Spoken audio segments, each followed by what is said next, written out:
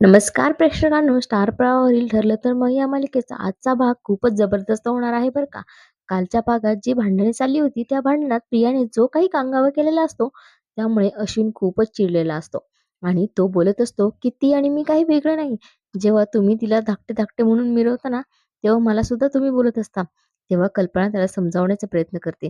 अरे अश्विन, तू तरी थांब ना. तेव्हा अश्विन मात्र काही ऐकून घेण्याच्या मनस्थितीतच नसतो आणि तो अर्जुनला अजूनच खूप काही बोलत असतो, की "काय म्हणाला तू? आमचे विचार खूप लहान आहेत, म्हणजे आम्ही खूप मूर्ख आहोत, बेअक्कल आहोत." तेव्हा पुन्हा कल्पना त्याला समजावण्याचा प्रयत्न करत असते. "अरे अश्विन, थांब ना रे, अशाने भांडण चिघळेल."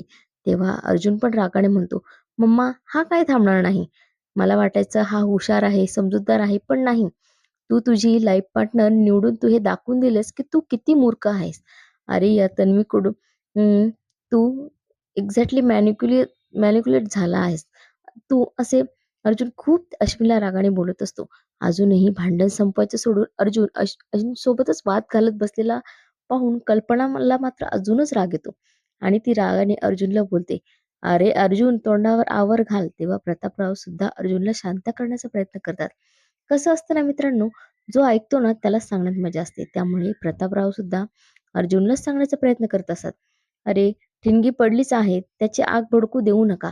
तेवढ्यात अश्विन म्हणू लागतो, "आग तर भडकली आहे डॅड. तो परत परत माझ्या बायकोकडे बोट दाखवतोय आणि माझी लाईफ पार्टनर कशी चुकली आहे हे बोलून दाखवतोय. तुला त्याची लाज वाटत नाही का रे अर्जुन? कॉन्ट्रॅक्ट मॅरेज केले तू आणि तुझ्या बायकोने.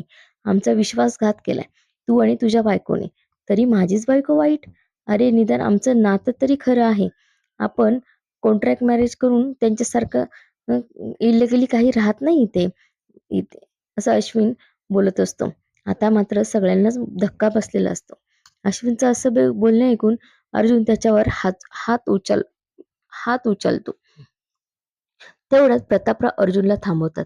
तेव्हा अश्विन अजूनच अर्जुनचा हात पकडून त्याला म्हणतो, "अरे मार ना, मार. का थांबलास? हेच बघायचं बाकी होतं." त्या दोघांची अशी भांडणं बघून प्रियाला मात्र खूप आनंद होत असतो. पण ती तिचा नाटकीपणा करत म्हणते, "थांबलास का? मार ना तुझ्या धाकट्या भावाला." प्रियाचं असं बोलणं ऐकून घरातले अजूनच टेन्शनमध्ये आलेले असतात. तेव्हा अश्विन पुढे होऊन म्हणू लागतो, "लहानपणापासून बघत आलोय." तेव्हा हे असंच लहानपणापासून बघत आलेलो आहे. तेव्हा अश्विन पुढे म्हणू लागतो, "अर्जुन तू किती हुशार आहेस." आणि अश्विन तर बेअक्कल. अर्जुन किती खमका आहे. अश्विन तर भोळा. अश्विन अश्विन तर काय आत्महत्या करण्याचा प्रयत्न केलाय ना अश्विनने. तेव्हा सगळ्यांना अश्विनच्या आत्महत्येचा प्रसंग आठवू लागतो. सायलीने त्याला कसं आत्महत्या करण्यापासून अडवलेला असतो. तो काही ऐकत नसतो. तेव्हा सायली त्याच्या कानाखाली मारते. तेव्हा घरातले सगळेजण तिथे येतात. हे सगळं आठवल्यानंतर अश्विनला अजूनच जास्त चीड येते.